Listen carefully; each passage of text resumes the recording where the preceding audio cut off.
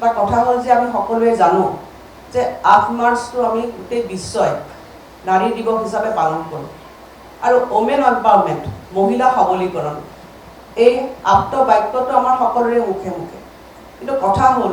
যে মহিলা সবলীকৰণ আমি সঁচাকৈ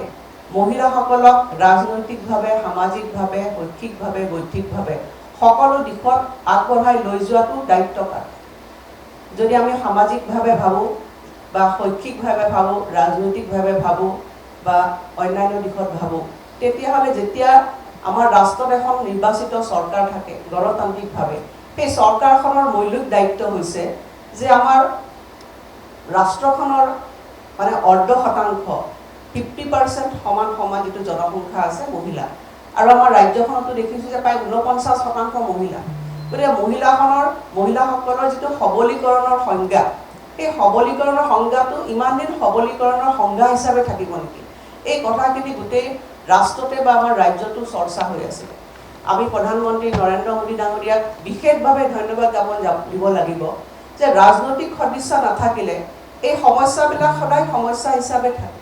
আৰু সেইকাৰণে আজি স্বাধীনতাৰ ৭৭ বছৰ পূৰ্ণ হ'ল আৰু এই যিটো স্বাধীনতাৰ অমৃতকাল এই অমৃতকালত এটা বলিষ্ঠ সিদ্ধান্ত ল'লে যে মহিলা শক্তি বন্ধন বিধেয়ক কেন্দ্ৰীয় চৰকাৰে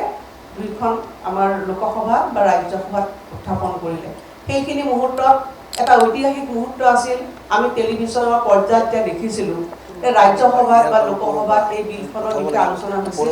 এগৰাকী মহিলা প্ৰতিনিধি হিচাপে আমাৰ অন্তৰখন গৌৰৱত উপনীত উঠিছিল আমি আশা কৰিছিলোঁ যে দীৰ্ঘদিনীয়া এই যে মহিলাসকলৰ মনত থকা সমস্যা ৰাজনৈতিক উত্তৰণ এইটো সঁচাকৈ বাস্তৱায়িত হ'ব আৰু সেইখিনি সময়ত দেখিছিলোঁ যে সকলো দল মত নিৰ্বিশেষে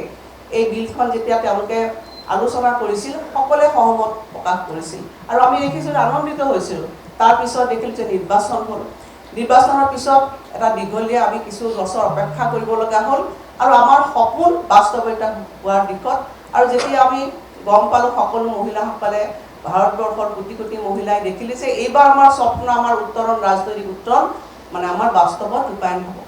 আমি প্ৰধানমন্ত্ৰী নৰেন্দ্ৰ মোদী ডাঙৰীয়াৰ নেতৃত্বত বা সকলোকে আমি ধন্যবাদ দিছিলোঁ আশা কৰি আছিলোঁ যে সঁচাকৈ এইবাৰ বাস্তৱায়িত হ'ব কিন্তু 17 তাৰিখটো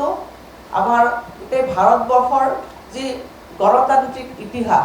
এই ইতিহাসত এটা আচলতে ক'লা দিন হিচাপে আমি দেখা পালোঁ সঁচাকৈ দুখ লাগিলে আমি আশা কৰি টেলিভিছনৰ পৰ্দাত ৰখি আছিলোঁ যে বিলখন পাছ হ'ব কেৱল মই এগৰাকী বিধায়িকা হিচাপে নহয় বহুতো আমাৰ লক্ষ লক্ষ বা কোটি কোটি মহিলাই ৰখি আছিল যে দীৰ্ঘদিনীয়া যে আমাৰ যিটো সপোন সেই সপোন বাস্তৱায়িত হ'ব আমি দেখিলোঁ যে 4টা বিশেষভাৱে ৰাজনৈতিক দল DMK দল তৃণমূল TMC তাৰপিছত সমাজবাদী দল আৰু বিশেষভাৱে এই গোটেইখিনি দলৰ নেতৃত্ব বহন কৰা কংগ্ৰেছ দল যিটো দলে প্ৰায় 100টা বছৰ অতিক্ৰম কৰিছে আৰু এই ৰাজনৈতিক দলটোৱে বহু সময়ত মহিলা সবলীকৰণৰ কথা বহুত প্ৰতিশ্ৰুতি তেওঁলোকে দি থৈ গৈছে কিন্তু তেওঁলোকে যিটো পদক্ষেপ গ্ৰহণ কৰিলে আমি আচলতে মহিলাসকল আমি অপমানিত বোধ কৰিলোঁ এগৰাকী মহিলা হিচাপে আমাৰ মহিলাসকলে আচলতে অপমানিত বোধ কৰিলে আৰু আপোনালোকে জানে যে মহিলাসকলে যেতিয়া অপমানিত হয় সেই কথাষাৰ কেতিয়াও নাপাহৰে আপোনালোকক মই সোঁৱৰাই দিব বিচাৰিছোঁ যে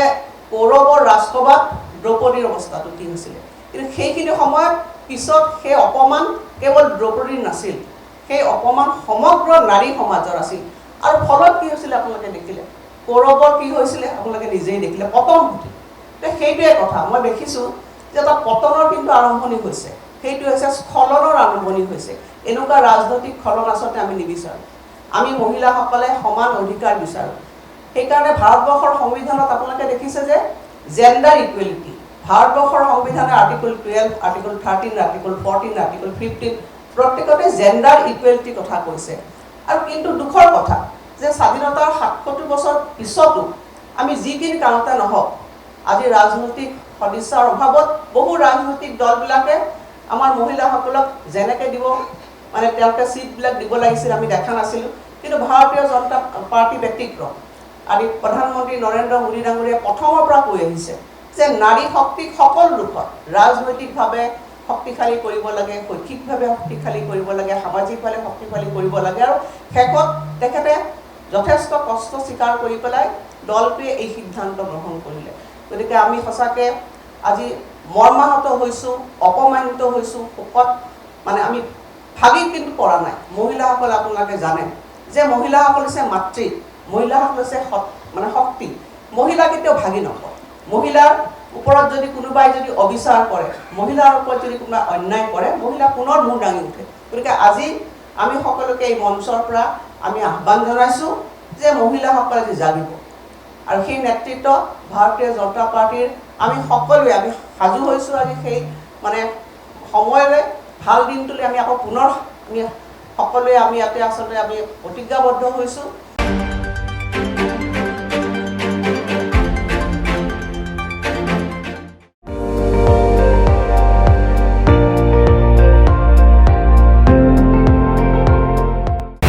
আপুনি চাই আছে ND24,